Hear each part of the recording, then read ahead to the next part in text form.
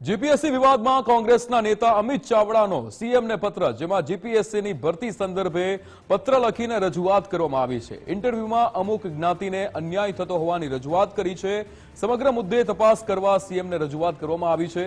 જીપીએસસીની ભરતી પરીક્ષામાં પારદર્શિતા લાવવા કોંગ્રેસે રજૂઆત કરી છે. એસસી, એસટી, ઓબીસી વર્ગ સાથે અન્યાય થઈ રહ્યો છે તેવું નિવેદન અમિત ચાવડાએ આપ્યું. વિદ્યાર્થીઓની જીપીએસસીમાંથી વિશ્વસનીયતા ઘટી ગઈ છે. હમણાં જ આપણે સૌએ જોયું કે પહેલા તો પરીક્ષા પદ્ધતિમાં પ્રશ્નોને શંકાઓ હતી.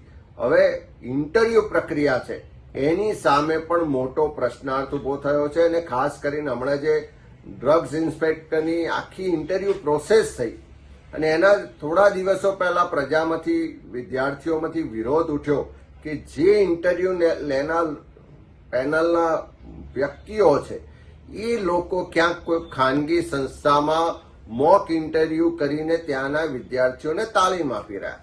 એ જ્યારે આખું પ્રકરણ બહાર આવ્યું ત્યારે એ ઇન્ટરવ્યુ રદ કરવા પડ્યા. આ પહેલા પણ અનેક વાર ફરિયાદો ઉઠી કે જે વિદ્યાર્થીઓના લેખિતમાં સારા ગુણ આવ્યા હોય એને મૌખિક ઇન્ટરવ્યુમાં